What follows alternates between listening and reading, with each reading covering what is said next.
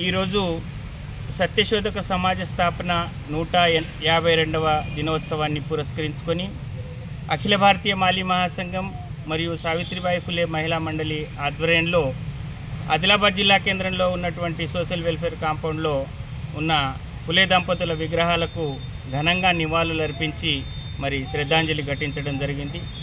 మహాత్మా జ్యోతిరావు ఫులే దంపతులు 24 సెప్టెంబర్ 1873 సంవత్సరంలో సత్యశోధక సమాజాన్ని స్థాపించి మరి మూఢనమ్మకాలకు వ్యతిరేకంగా స్త్రీ విద్య కోసం, సంపూర్ణ అక్షరాస్యత కోసం, బడుగు బలహీన వర్గాల అభ్యున్నతి కోసం, మహిళా సాధికారత కోసం కృషి చేసినటువంటి గొప్ప పుణ్య దంపతులు వీరు. కాబట్టి మహాత్మా జ్యోతిబా ఫులే దంపతులకు భారతరత్న ప్రకటించాలని చెప్పేసి అఖిల భారతీయ మాలీ మహాసంఘంగా మేము ప్రభుత్వాలను కోరుతున్నాము.